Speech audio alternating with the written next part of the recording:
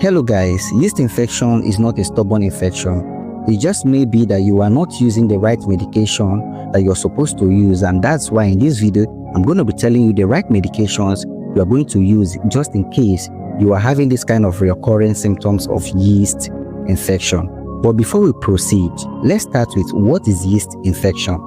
Now, yeast infection is mostly known as the V-port candidiasis, and this happens when there is an overgrowth of the V-port candida cell, and once there is an accumulation of this candida cell, it can make you start experiencing some kind of symptoms of yeast infection.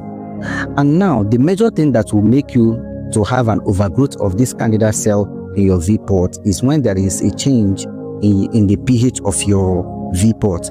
And one of the major things that will make the pH of your V-port to change is when there is always, like as a woman, you're always putting on underwears, under tight underwears, you put on pants, you put on boxer, you put on trouser, you put on this, just putting on all this at the same time, just in one body, just only for you to cover your genital organ. This can expose you to having yeast infection. So as a woman, it is advisable you put on some kind of breathable underwears, kind of loose underwears that are made of cottons to prevent you from having this kind of yeast infection.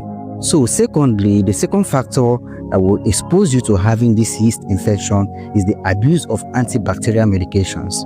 Now let me tell you this: when you abuse antibacterial medications, like when you're always taking antibacterial medications anyhow, what it does is that it bites the normal antibacterial, it bites the normal bacteria in your V-port.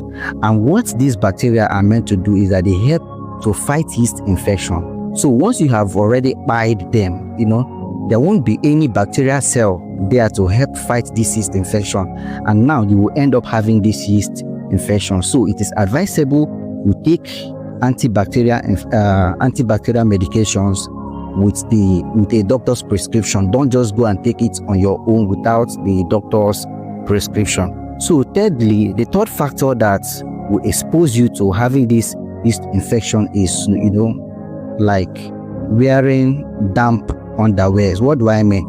As a woman, you don't dry your underwears. Once you just wash them, you put them on like that.